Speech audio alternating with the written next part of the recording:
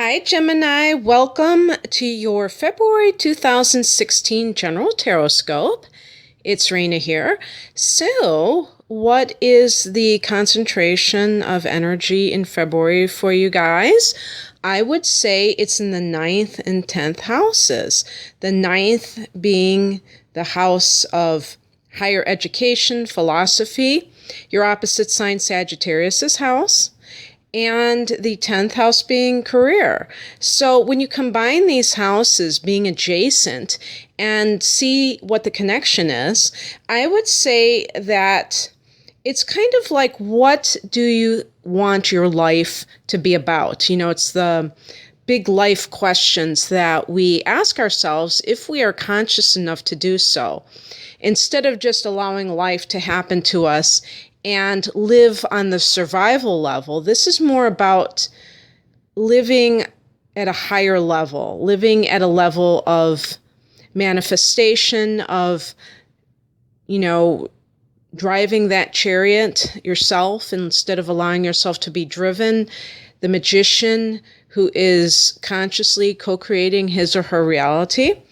And then the 10th house is how you serve others and receive recognition as well as financial gain from, in order to both support yourself as well as to increase your abundance. And so the sun is starting the month, and at the time of this recording, it's already practically the first week has gone by and the sun has been in this house. And it will be going into your 10th house on the 19th in the sign of Pisces. And so when it's in the 10th house, it will be a time when you might be basking in some sort of recognition from others. The 10th house is at the top of the chart, so it really relates to you in terms of how other people see you in society. So there may be some recognition that you receive, or you may just be really revved up and involved, passionate in your career, and having a lot of creative ideas and just a zest for what you're doing. Mercury will actually be going into this house a week earlier on the 13th. And it's interesting because when Mercury goes into the 10th house, if people have been kind of waiting on a job offer or hearing back from a place that you applied, that might be the time when you start to get those messages. And Venus will enter this 10th house on the 16th, again, right before the sun gets there. And this is great for being charming to potential employers or for clients. And it just kind of makes you attractive. We talk about beauty when it comes to Venus, but the term attractiveness also refers to being able to magnetize things towards you. And so it's not just about superficial looks, it's about the energy that you exude. And so Venus in this house can be very advantageous for your career. And Venus tends to bring money wherever she lands, so just think about that as well. We have a new moon on the 8th of February, and this is in your 9th house. So this is really a great time for those of you who have been kind of possibly thinking about maybe going back and getting a degree, or it doesn't have to be at a university. It could be any kind of training that is advanced in maybe your field. Maybe that's how it connects to your career house. But it could also relate to some sort of religious training. Maybe you want to become a yoga teacher or even a Reiki master. I know that's energy work and might also fall into another house. But I feel like if you're disseminating any kind of religious instruction, it may be a new start in that 9th house and may be an area that you wish to explore. It could also mean that you buy tickets to go to someplace far away that you've been wanting to visit, because the 9th house can be dealing with foreign lands, foreign people, travel in general, especially long distances. So that's pretty expansive and exciting.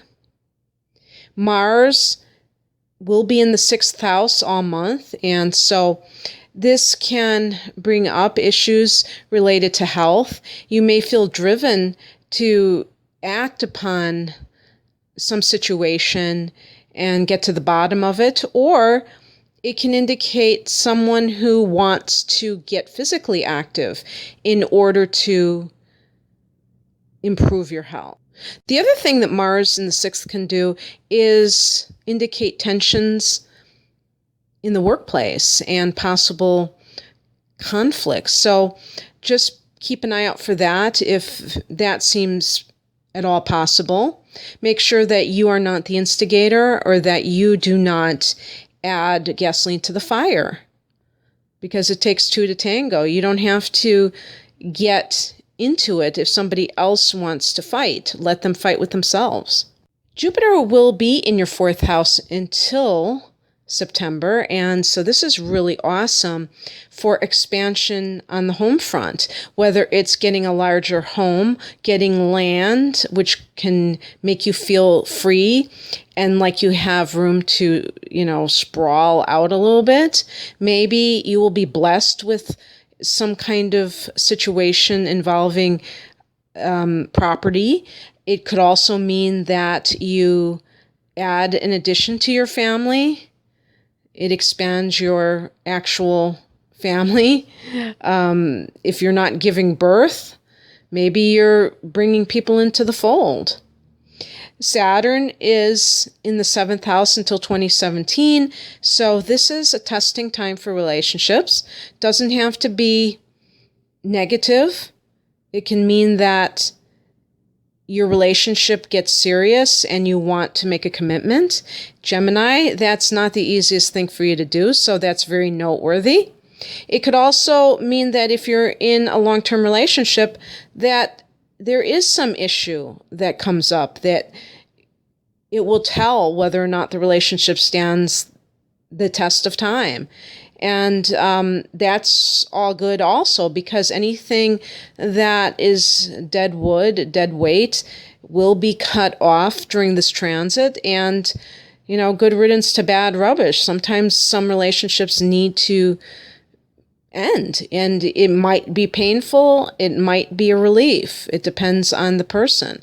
By the way, as you know, these are general readings, and they do not necessarily indicate what house you will experience some of these transits, because I go by the natal chart, which is constructed from the time of birth, if it is available, of course, and this provides the most accuracy.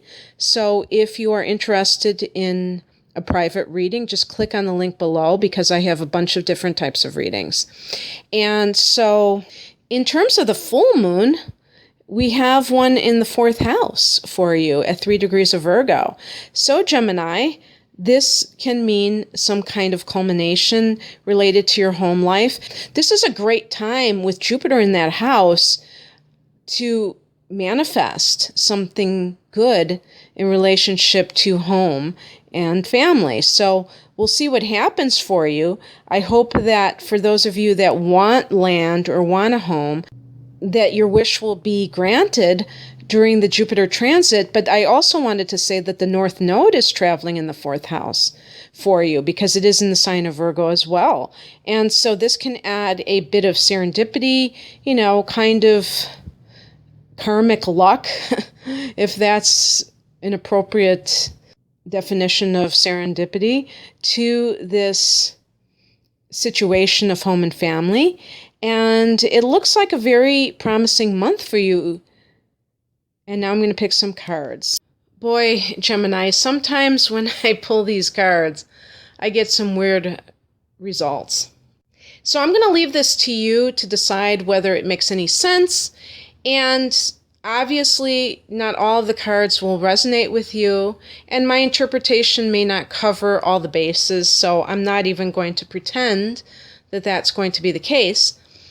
But let me tell you what I got here. And I get a feeling that this is relationship oriented. Even though I've already done a love reading, sometimes when I do general Tarotscopes, the matter at hand seems to be more on the emotional level. So maybe this is related to that Saturn transit in Sagittarius. Maybe that is really bearing down on you in February or making its influence known. And of course, especially as the month progresses and we have the sun in Pisces, there will be this square between Sagittarius and Pisces. So the sun will be squaring Saturn at that time. And there may be some issues that come up related to frustration about accomplishing certain things in your relationship. So the card I got to describe you in the month of February is the Star card. So there's a lot of hope that's being generated by you for whatever the reason. Maybe it does have to do with career. Maybe it has nothing to do with your relationship. There's something that leads you to feel okay about your life and to feel that it's going in the right direction. And the card I picked as to why this is the case was the Devil card. Now, how in the world can the Devil card inspire hope? Well, maybe since the Devil card can relate to some sort of attachment that you've had a hard time getting away from. Maybe you just simply believe that you're going to finally be able to cut those ties. And maybe in the past you were stuck in a relationship and you felt like there was no way of falling out of love with this toxic person or getting away from that person, and now you see the light. And maybe it has to do with them doing something that is the final straw, but maybe it has to do with work. Maybe somebody finally pushed your buttons to the point where you realize you no longer have any desire to work there and you're good about it. So, I don't want to just limit it to the relationship arena. But the card that I have as the message from the universe is the Moon card. So it seems to me that if you're making a decision, or even having positive feelings about a particular situation and viewing it very idealistically, that you make sure that you have all your facts, because there may be deception underneath the surface. If, let's say, you have met somebody else and this is causing you to feel like you can get out of this bad marriage, because that is starting to come into my mind, that may be a possible interpretation.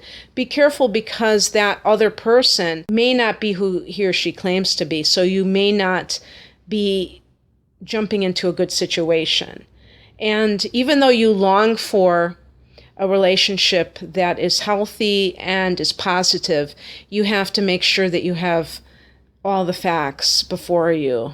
And sometimes we don't have that.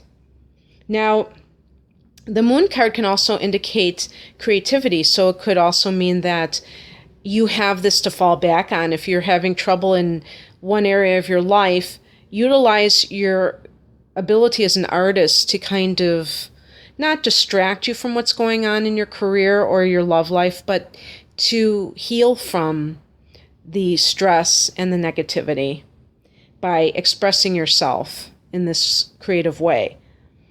The advice is the Ace of Wands. So it really is about beginnings that have to do with your passion. So again, if you're stuck in a dead-end job and you really feel like this is it, you're going to quit, understand that you have to gravitate towards something that makes you passionate. It's not enough to quit for another crappy job. There has to be something better to take its place. And I also think that with the wands related to fire signs, I think that it has to be something that really fires you up and, creates passion within your vibration, But I also think that there has to be a sense of autonomy. It's not just enough to take orders. You have to feel like you have some control, freedom in your life.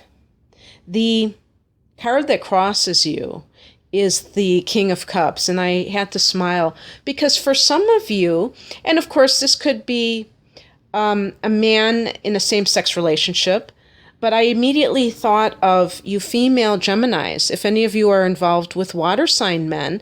And the reason I smile is because I would think that would be the odd couple on steroids, to have a woman Gemini and a man Cancer, for instance, or a man Pisces. But I know that adjacent signs sometimes get together.